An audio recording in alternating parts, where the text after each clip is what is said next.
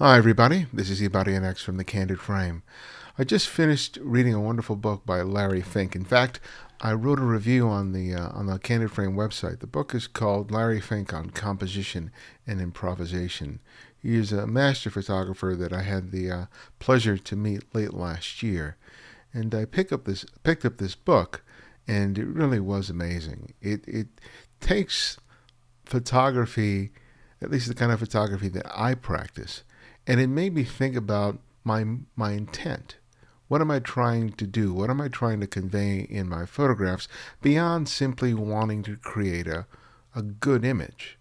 One of the things that he talks about in the book is trying to reveal not only story but people's humanity in photographs. He's a very socially conscious photographer. And if you take a look at his images, if you visit his website, you really get a sense of that.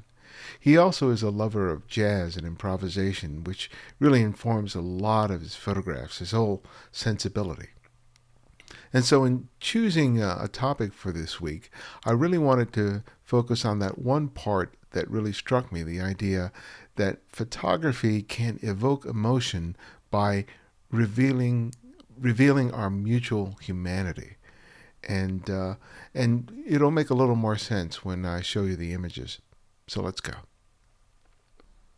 Our first shot is from C.P. Plunket. This was created with a smartphone, so we don't have any XF data on it. But this is a wonderful moment that reveals people's humanity. We have this street musician who's playing this guitar and this elderly couple who's moving through the scene, and they start plugging their ears in reaction to the loudness of the music. It is an amusing moment. It is a real human moment in which you're showing interaction between people, even though they're not in direct communication to each other, they're responding to each other and how each of them is occupying the space. You have the woman in the back who has her earphones on, so she doesn't care whether the music is too loud or too soft. She's just going to move through the space. And that moment is so genuine. As I mentioned a lot of times in these videos, we see a lot of photographs of people just walking down the street, and that's all they're doing. There's no interaction. There's nothing really revealing. But here we have an interaction which really captures the essence of what it's like to be out in a public space and responding to the presence of other people who are doing different things. And in this case, this guy who's just, completely in his groove as he's playing the guitar. I really like the juxtaposition of these two and how they're occupying the space. You have the guitarist on the left-hand side. You have this couple here coming in from the right, and you have all these implied diagonal lines that are created by the lines in the sidewalk, the lines in the curb, and you can see how their motion and the direction in the direction that they're moving in, it all creates a moment of convergence. This is what I'm trying to get at. This moment of convergence that happens or is about to happen in this moment. And there's a feeling of anticipation here, as well as a sense of great humor. So you can see how the moment is revealed not only by the juxtaposition of these three characters in this scene, but also by all the things we typically talk about in these videos in terms of using line and shape and form in order to construct a composition. And this is just a great shot that really speaks to the idea of being a human in a public space. All right, here we have a shot by Milton Garrison. Now, when I first looked at this shot, I was like, what's going on here? And then I saw the title, which is Middle of the Fighting, and it didn't strike me as doesn't look like they're fighting, but as I read the further details, it seems like these were some street performers, some dancers that were just performing a piece out on the public street. And they were somehow using this line here, this rope that was sort of binding them together as they were moving and they were dancing. And then Milton here just got in very tight to capture a very intimate shot of the performances. So when I took a look at the shot, it immediately grabbed my attention. Why? Because of the expression of the woman who's in the foreground, the way her chin is tilted up, the way her hands are. We have this woman here who's just past the left shoulder, what looks to be a man here, her hand here. And so this proximity of all these bodies together was really sort of unusual. And once I figured out, oh, that these people were dancing, it really was kind of interesting for me, especially the choice to get in this tight to get into the frame. Now, I'm a little bothered by the fact that, this hand and this hand are cut off in the frame. And at first, I wasn't going to choose this shot because of those things, because the hands were cut off at the edges of the frame, and even the sort of the top of her face at the top of the frame.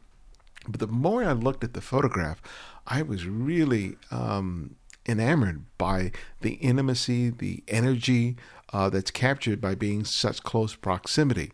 Would I have liked to just come back a little further back just to make sure that those parts of the dancers weren't cut off? Probably so. But despite that, I really like the intimacy that is evoked by being this close. I think a lot of times we shoot too far from our subjects because we're afraid of invading a space. But in this case, Milton took advantage of a great opportunity.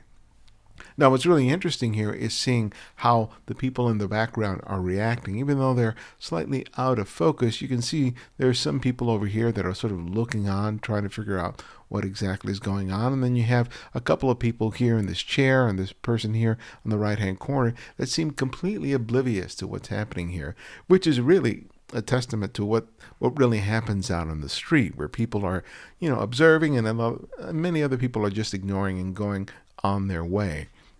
It's just the nature of the street, especially when people are doing something unusual in that space.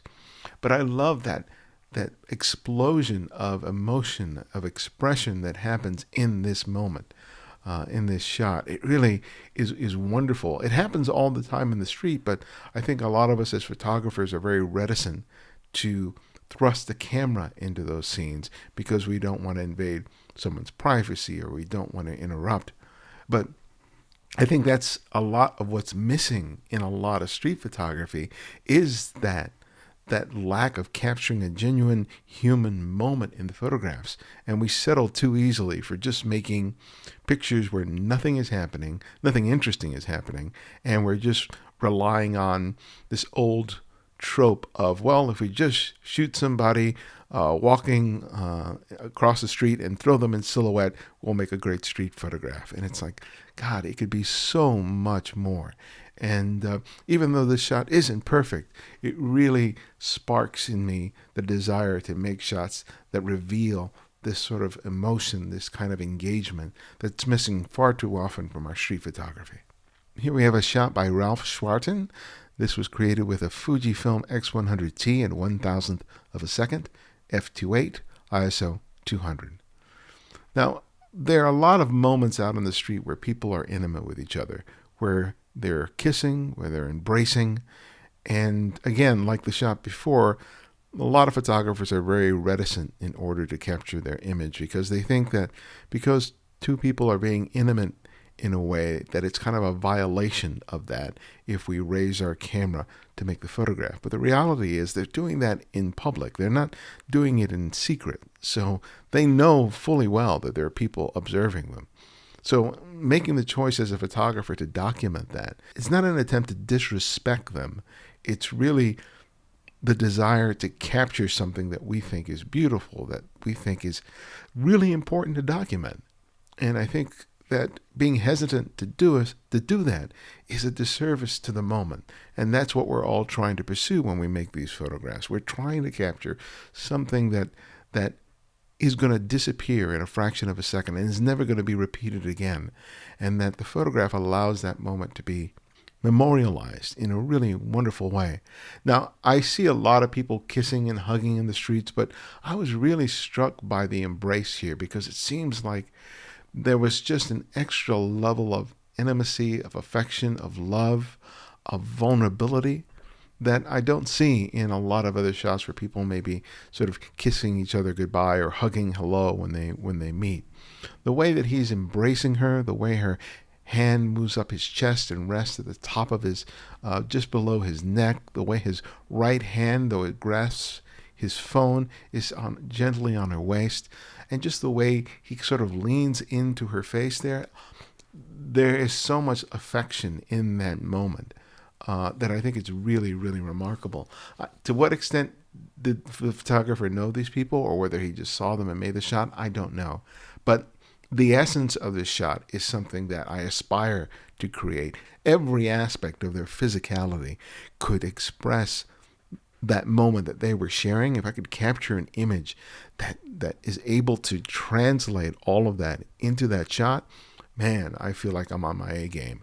And it's really difficult to capture scenes like this because, like I said, most of us are very reticent to broach that wall and broach someone's space and to shoot it because he's shooting it fairly close.